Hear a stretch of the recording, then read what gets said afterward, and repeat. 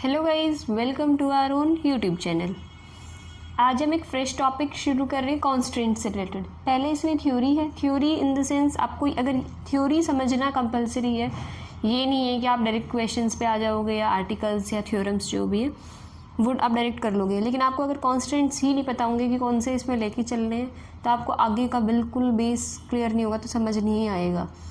अगर आपको ये सब क्लियर हो गया कि कांस्टेंट कौन से टाइप का और कांस्टेंट्स क्या होते हैं, कौन से टाइप का कांस्टेंट है, तो आप इजीली कर सकते हो। क्योंकि अगर आपको यही नहीं पता होगा कौन से टाइप का कांस्टेंट है तो आप किसी में वेलोसिटी लगाओगे, किसी में पोजीशन वेक्टर लगा दोगे उसका। तो ये तो आपको सबसे पहले कांस्टेंट समझने पड़ेंगे ताकि आपको ये पता चले कि कौन से टाइप का कांस्टेंट है, हमें वेलोसिटी यूज़ करनी है या नहीं करनी है। ठीक है, तो सबसे पहले ये जो कांस्टेंट हम किए जा रहे हैं होता क्या है वो देखते हैं। पहले तो कांस्टेंट क्या है। कांस्टेंट को एक तुम जनरल मतलब मैथमेटिकल टर्म से हटके थोड़ा सा क्लियर करें तो वो होता है कंडीशन। ठीक है, कांस्टेंट को आप समझ के चलो लोकली कंडीशन। ठीक है, और कि कोई भी अगर तुम इक्वेशन पे किसी भी सिस्टम पे अगर तुम कंडीशन अप्लाई कर रहे हो तो वो कहलाता है कांस्टेंट। डेफिनेशन देख लेते हैं। ज्योमेट्रिकल और kinematical restrictions imposed on the position and velocities of the particle of system are called constant. वही है, ज्योमेट्रिकली या काइनेटिकली कोई भी रिस्ट्रिक्शन अगर तुमने किसी भी सिस्टम के पार्टिकल्स पे के पोजीशन या वेलोसिटी इनमें से किसी पे भी अगर आपने कोई भी रिस्ट्रिक्शन या कोई भी कंडीशन अप्लाई की है तो वो कहलाते हैं कांस्टेंट। और अगर किसी सिस्टम ऑफ इक्वेशन पे कॉन्स्टेंट्स लगे हुए हैं तो वो सिस्टम कहलाता है कॉन्स्टेंट सिस्टम। ठीक है, और अगर किसी में सिस्टम में कॉन्स्टेंट या कंडीशंस लगी ही नहीं हुई है तो वो कहलाता है फ्री सिस्टम। ठीक है, तो इतनी चीज़ें क्लियर हुई। अब कॉन्स्टेंट्स को एनालिटिकली कैसे रिप्रेजेंट करते हैं वो देख लो। फिक्स हैं ये चीज़ जो मैं आपको बता रही हूँ। सबसे पहले तो ये वाले पूरे पोर्शन में या कह सकते हो यूनिट में ये चीज़ें चलेंगी आपके पूरी यूनिट में। टी रिप्रेजेंट करेगा टाइम को, आर के वेक्टर रिप्रेजेंट करेगा केथ पार्टिकल की पोजीशन को। ये पोजीशन वेक्टर है लेकिन कौन से पार्टिकल का, केथ पार्टिकल का।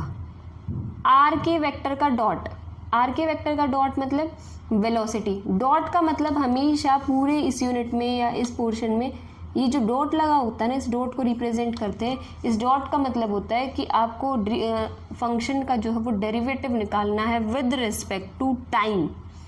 ठीक है, अगर आर के वेक्टर का डॉट लगा हुआ है इसका मतलब आर के वेक्टर का डिफरेंशिएशन है विद रिस्पेक्ट टू टाइम।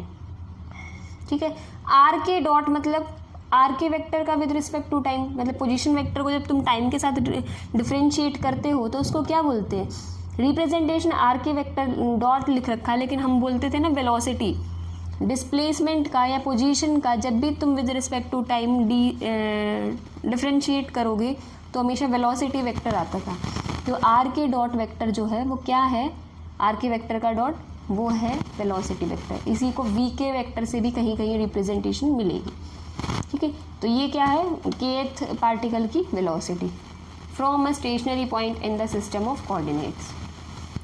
अब इन्होंने एनालिटिकली दिखा रखा है किसी भी कॉन्स्टेंट्स को।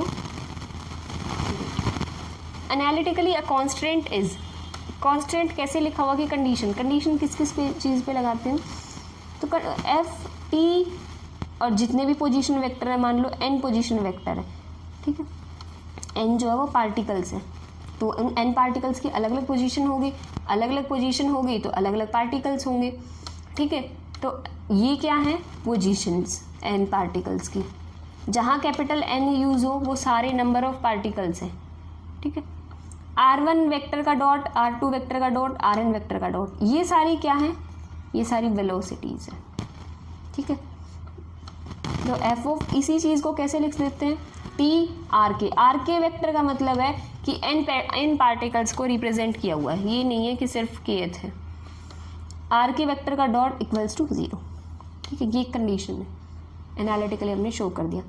अब दो टाइप के कांस्टेंट पढ़ेंगे हम, डिफरेंशियल और फाइनाइट। ठीक है, डिफरेंशियल और फाइनाइट। सबसे पहले देखते हैं डिफरेंशियल। डिफरेंशियल क्या है, अगर आपको ये क्वेश्चन मतलब ये पूरा ही कांस्टेंट लिखा हुआ है अगर इसमें वेलोसिटी वेक्टर जो है वो प्रेजेंट है, कि वेलोसिटी वेक्टर गायब नहीं है, तो वो इसमें टाइम और पोजीशन तो होगा ही होगा, लेकिन साथ में वेलोसिटी वेक्टर भी है, तो वो कहलाते हैं डिफरेंशियल कांस्टेंट। और डिफरेंशियल कांस्टेंट्स जो हैं वो हमेशा, अगर वेलोसिटी प्रेजेंट है ना, मतलब अगर किसी कांस्टेंट में वेलोसिटी प्रेजेंट है तो वो डिफरेंशियल कांस्टेंट, और अगर वेलोसिटी है तो वो वेलोसिटी जो है वो जो रिस्ट्रिक्शंस लगते हैं ना, या कंडीशन कहते हैं, तो वो आर के वेक्टर डॉट मतलब वेलोसिटी वेक्टर पे ही मिलेंगे। जब फाइनाइट सिस्टम की बात आती है, फाइनाइट कांस्टेंट की, तो उसमें वेलोसिटी वेक्टर नहीं होता। तो उस केस में क्या होता है कि जो रिस्ट्रिक्शंस मिलते हैं वो पोजीशन वेक्टर पे मिलते हैं। ठीक है, अब देखो डिफरेंशियल कांस्टेंट का दूसरा नाम ही होता है काइनेमेटिकल कांस्टेंट्स। आपको पता होना चाहिए काइनेमेटिकल कांस्टेंट इसी का नाम है, लेकिन आपको इन जनरल आगे जब भी यूज़ होंगी ना ये टर्म्स, तो डिफरेंशियल और फाइनाइट ही यूज़ होती है। बस आपको पता होना चाहिए कि अगर डेफिनेशन टाइप कोई पूछ ले, तो आपको ये कोई पूछ ले डिफाइन 2 मार्क में कि काइनेमेटिकल कांस्टेंट्स को डिफाइन करो, तो आपको पता होना चाहिए कि डिफरेंशियल को ही यही बोलते हैं, तो आपको ये लिखना है। अदरवाइज आर्टिकल्स में आपको डिफरेंशियल और फाइनाइट टर्म यूज़ होंगी। ठीक है, इसके लिए काइनेमेटिकल यूज़ नहीं होगा, और फाइनाइट वाले के लिए ज्योमेट्रिक नहीं यूज़ होगा, उसका दूसरा नाम नहीं होता। जस्ट वेट, या फाइनाइट कांस्टेंट। फाइनाइट कांस्टेंट का दूसरा नाम मैंने बता दिया, ज्योमेट्रिक कांस्टेंट। अभी मैंने क्लियर किया था, अगर वेलोसिटी प्रेजेंट है तो डिफरेंशियल कांस्टेंट, अगर वेलोसिटी प्रेजेंट नहीं है तो वो एफ ऑफ टी आर के, फंक्शन किस किस का है, टाइम का और पोजीशन वेक्टर का, वेलोसिटी वेक्टर का नहीं है, तो वो कहलाते हैं finite constants.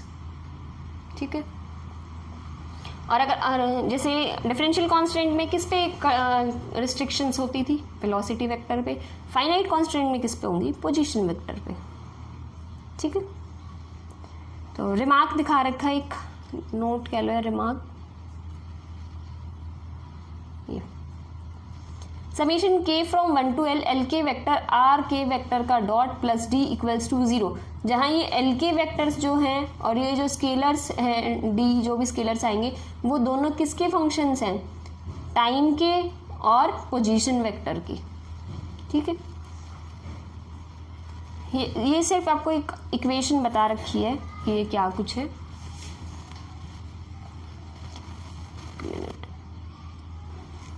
It is also assumed here that the vectors LK vector cannot all vanish at the same time। पूरा LK vector कभी vanish नहीं हो सकता है एक टाइम पे, किसी पर्टिकुलर टाइम t के लिए पूरा वेक्टर vanish नहीं होगा।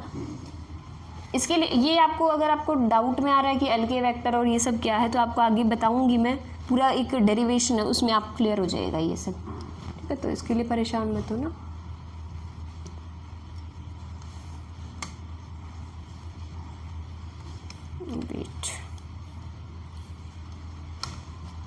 या अब आता है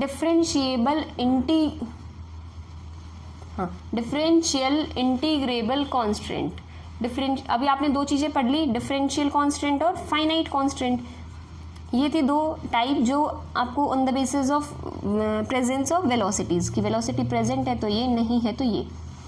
अब इनके अलावा दिखते हैं कि डिफरेंशियल इंटीग्रेबल कांस्टेंट्स कौन से होते हैं, वो लास्ट में आपको बताऊंगी कि कैसे आपको इंटीग्रेशन अगर हो जाए तो कौन से होते हैं। तो पहले ये चीज़ें देखो, जैसे हमने पैरेलल एक्सिस थ्योरम में बताया था ना कि आपको पहले थ्योरम समझाई थी, फिर स्टेटमेंट उससे क्लियर कराई थी, तो वही करते हैं। देखो, फाइनाइट कांस्टेंट्स कंसीडर करके चलेंगे। फाइनाइट कांस्टेंट मतलब वेलोसिटी वेक्टर प्रेजेंट नहीं है, तो फंक्शन कैसा होगा, टाइम और पोजीशन वेक्टर में प्रेजेंट होगा।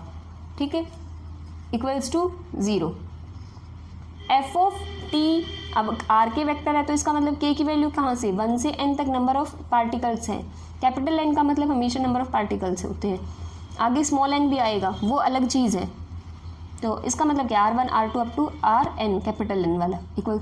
अब इसको टर्म वाइज डिफ्रेंशिएट करते हैं। टर्म वाइज कैसे डिफ्रेंशिएट करेंगे, एक बार इस फंक्शन को, ये 2 में है फंक्शन, तो एक बार इसको आर के वेक्टर के रिस्पेक्ट में करेंगे और एक बार इसको टी के रिस्पेक्ट में। अब देखो फंक्शन को करते हैं, पार्शियल डेरिवेटिव होगा, टर्म वाइज डिफ्रेंशिएशन करते हैं। करली एफ पूरे का विद रिस्पेक्ट टू टी, तो curly f by curly t dot d t by d t. ठीक है, इसका टी के रिस्पेक्ट में जो ये नीचे है जिसके रिस्पेक्ट में कर रहे हो, ठीक है। अब आते हैं यहाँ आर के वेक्टर पे, तो एफ करली एफ का विद रिस्पेक्ट टू आर के वेक्टर और फिर इस आर के वेक्टर का विद रिस्पेक्ट टू टी, तो उसका कंप्लीट होगा क्योंकि ये तो फंक्शन ही इसी का है आर के वेक्टर बाय, ठीक है। अब देखो ये क्या हो गया 1, तो करली एफ बाई करली टी प्लस समेशन के फ्रॉम 1 to n, के आर के की वैल्यू तो 1 to n ही चलती रहेगी, curly F by curly R k D R k by D T. जब तुम पोजीशन वेक्टर को with respect to time differentiate करते हो तो क्या इसके ऊपर डॉट, जिसका भी differentiation with respect to T है तो उसके डॉट लग जाता है, ये वेलोसिटी वेक्टर ही कहलाता है। अब तुमने क्या किया, इसमें क्या है जो डिफरेंशियल इसमें तो वेलोसिटी प्रेजेंट है ना ये री, अब जब भी वेलोसिटी प्रेजेंट हो तो कौन से टाइप का कांस्टेंट बनता है, वो बनता है डिफरेंशियल। अगर नहीं कंसीडर करके चले थे फाइनाइट कंसीडर करके चले, इसको डिफरेंशिएट करेंगे तो डिफरेंशियल कांस्टेंट बन गया, क्योंकि जब भी तुम पोजीशन वेक्टर को डिफरेंशिएट करोगे तो वेलोसिटी वेक्टर ही बनता है, ठीक है। तो ये जो है वो क्या है, एक डिफरेंशियल कांस्टेंट है। लेकिन इसमें क्या है कि अगर तुम इसको इंटीग्रेट करोगे, जब तुम इसका इंटीग्रेशन करोगे तो एक फाइनाइट कांस्टेंट बन तो जाएगा, लेकिन वो फाइनाइट कांस्टेंट वो नहीं बनेगा जो तुम कंसीडर करके आए थे, कुछ ना कुछ उसमें कांस्टेंट बन जाएंगे, ठीक है। अगर तुम देखो इसको डिफरेंशिएट किया तो ये बन गया, अब तुम इसको वापस इंटीग्रेट करोगे तो क्या ये बनेगा, नहीं, क्योंकि इंटीग्रेशन जब भी तुम करते हो तो प्लस में सी बन जाता है या कांस्टेंट बन जाता है, ठीक है। जो भी कांस्टेंट के ए बी सी डी तुम लिखते थे, तो हम जब भी तुम डिफरेंशिएट करते हो तो डायरेक्टली हो जाता है, इंटीग्रेट वापस इसको करोगे तो सेम वही चीज़ आके प्लस में एक कांस्टेंट बनता था इंडेफिनिट में, ठीक है। तो वही जब भी तुम फाइनाइट कांस्टेंट को डिफरेंशिएट करोगे तो डिफरेंशिएबल कांस्टेंट, लेकिन अगर तुम उस डिफरेंशिएबल कांस्टेंट को इंटीग्रेट करोगे तो बनेगा पक्का फाइनाइट कांस्टेंट कि ये वेलोसिटी गायब तो हो जाएगी, वैनिश हो जाएगी, लेकिन वो फाइनाइट कांस्टेंट होगा लेकिन इसके इक्वल नहीं होगा, ठीक है। I hope it's clear, just wait. देखो यहाँ लिखी हुई है मैंने लैंग्वेज, ये रही। For this the differentiable constant 1 is called integrable constant, कि डिफरेंशियल कांस्टेंट जो थे उनको कहेंगे इंटीग्रेबल कांस्टेंट। अब देखो अब डेफिनेशन है, a differential constant is called integrable constant, कि हम उस डिफरेंशिएबल, क्वेश्चन यही था ना, डिफरेंशियल इंटीग्रेबल कांस्टेंट कौन से कांस्टेंट होते हैं, डिफरेंशियल इंटीग्रेबल कांस्टेंट वो कांस्टेंट होते हैं जब तुम किसी डिफरेंशियल कांस्टेंट को जब तुम इंटीग्रेट करोगे तो वो जो वेलोसिटी है वो तो रिमूव हो जाएंगे बाय इंटीग्रेशन। अगर तुम किसी भी डिफरेंशिएबल कौन से होते हैं जिसमें वेलोसिटी प्रेजेंट हो, अगर इसको इंटीग्रेट करने पर ये वेलोसिटी गायब हो जाती है तो वो कहलाते हैं डिफरेंशियल इंटीग्रेबल कांस्टेंट, ठीक है।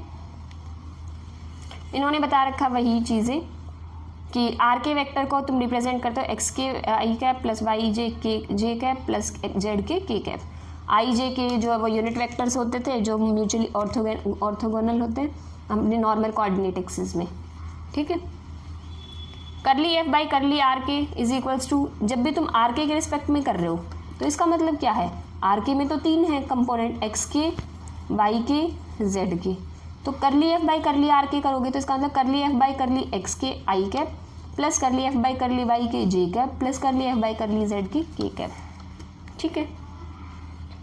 अब लेट करके चलते हैं, जो एल के वेक्टर है उसका मतलब है ए के आई कैप प्लस बी के जे कैप प्लस सी के कैप, ये कांस्टेंट है। तो अपने कांस्टेंट्स जनरली हम ये लेके चलते हैं, अपना constant equation F of T R के वेक्टर का आर के vector is equals to F of T R के वेक्टर इज इक्वल्स टू 0।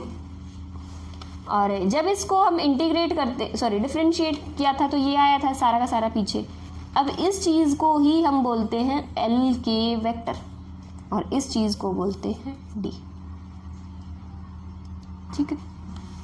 इस चीज़ को बोलते हैं एल के वेक्टर और इस चीज़ को, पीछे मैंने इक्वेशन बताई थी तो वो अब आपको क्लियर हो गई होगी कि वो क्या थी।